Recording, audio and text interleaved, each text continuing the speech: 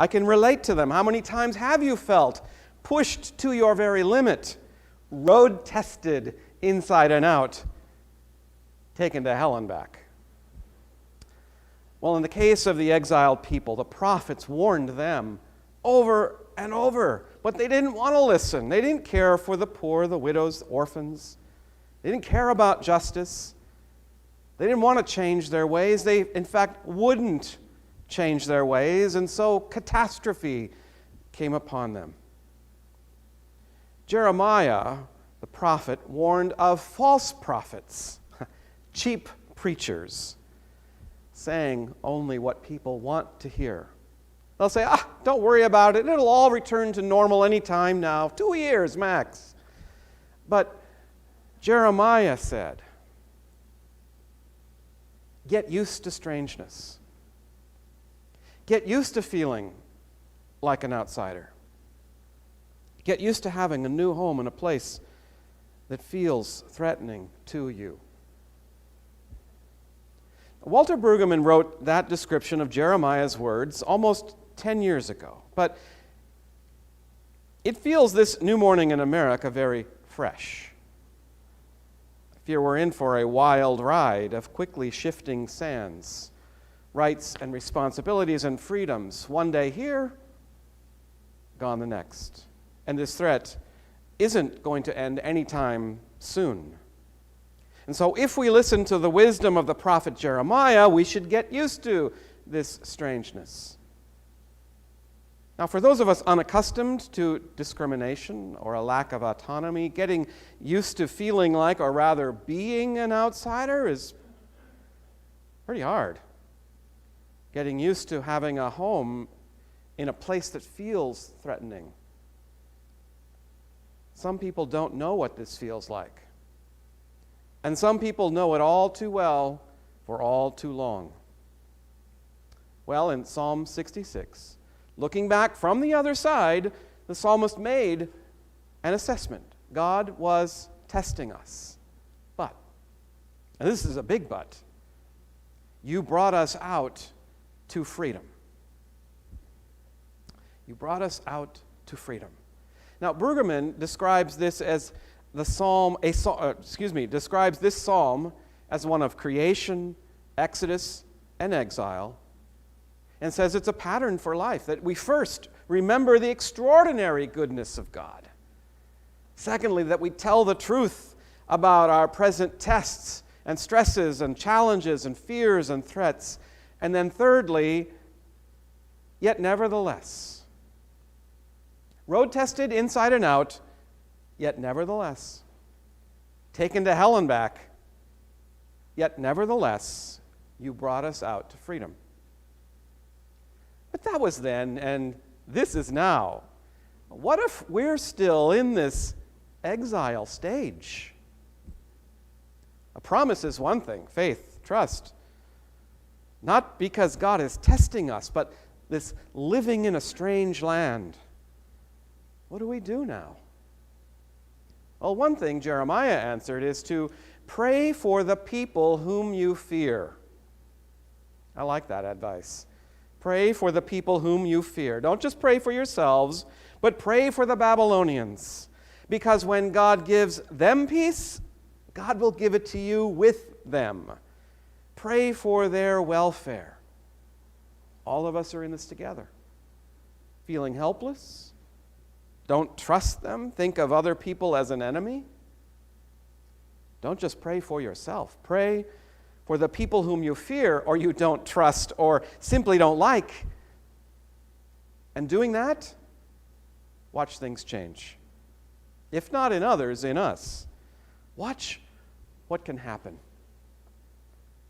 So once there was a monastery so beautiful and peaceful that people drove way out of their way to just wander around and sit on its lush green lawn under the big cottonwood trees. The monastery had gained a reputation among people who were always feeling frenetically hurried and perpetually stressed. Go there and you'll find relief. Grieving people came to sit under the gently swaying weeping willows to experience hopeful quietness. not just the quiet of loneliness. But the monastery fell on hard times. Many of the monks left in dissatisfaction, and soon only a handful of them and the abbot remained. And they were constantly fighting among themselves, each blaming the hard times on the faults and failings of the other. And such an atmosphere overtook the grounds. And slowly people stopped visiting. There was something different in the air. Well, one day a traveling rabbi stopped at the monastery to rest for the night. He ate and prayed alongside the monks. And the next day, as the rabbi prepared to leave, the abbot drew him aside. He told him the problems of his monastery. And having been there just one night, the rabbi shook his head as though he understood exactly what the abbot was saying. The abbot pleaded for help. Give me some advice to share with the other monks. The rabbi said nothing. The abbot begged, can't you give me any idea how to save my monastery? No. But I did discover that the Messiah lives at this monastery. What? Where? I mean, there's only us here. Well, I'm not sure who it is, but tell your monks to be on the lookout. One day you'll know. The abbot was frustrated that the rabbi had no real advice, but thanked him and wished him well on his way. And then he gathered his monks together to tell them what the rabbi said. And as they looked at each other, they were genuinely skeptical. And while no one said it, each of them thought, there's certainly no Messiah among these SOBs. Sad, ornery brothers. Certainly not Brother Henry. He was such a pessimist he could find the downside of the sun rising in the morning.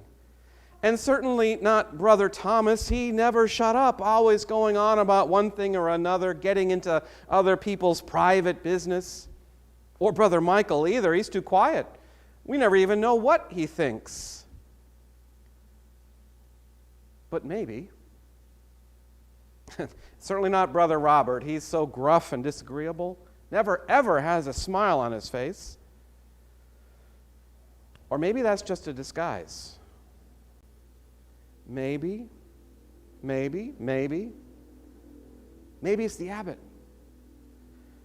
But eventually, each one of them got around to the thought, uh-oh, what if it's me? Like Brother Clarence thought, my attitude, it makes me the least likely of any of us. But what if I'm the Messiah? A few months later, Brother Michael asked the others, doesn't it seem like every day there are a few more people wandering around, sitting under the cottonwood trees? And Brother Adam agreed, yes, every week.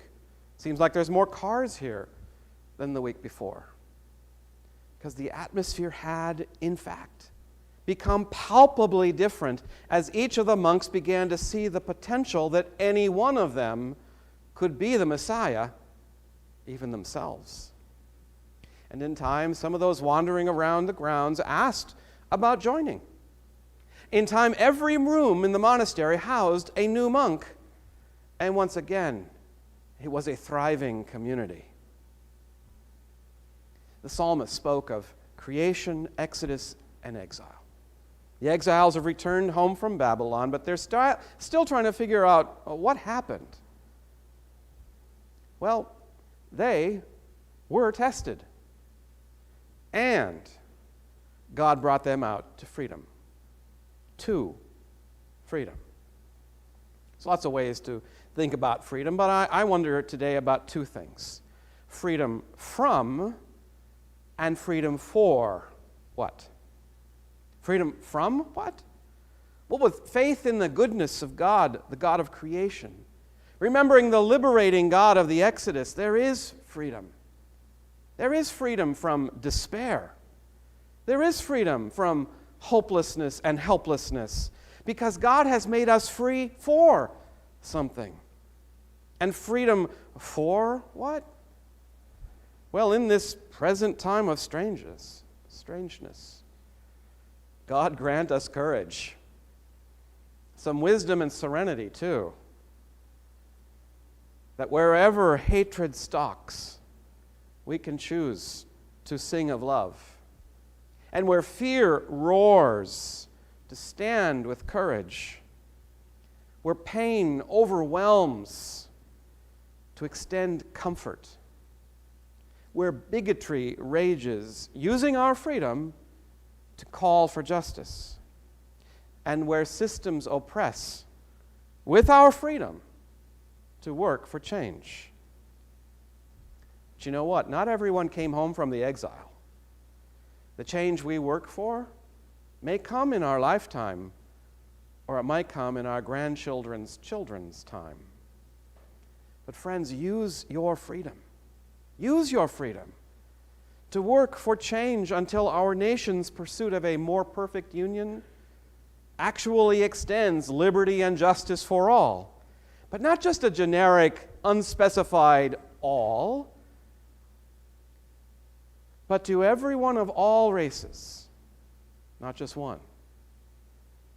Everyone of all genders, not just one. Every religion, not just one. Every sexual orientation, not just one. Liberty and justice regardless of bank account or access to power, language or kind of status, rights extended, love extended, freedom for not just some of us, but for all. Amen. I invite you to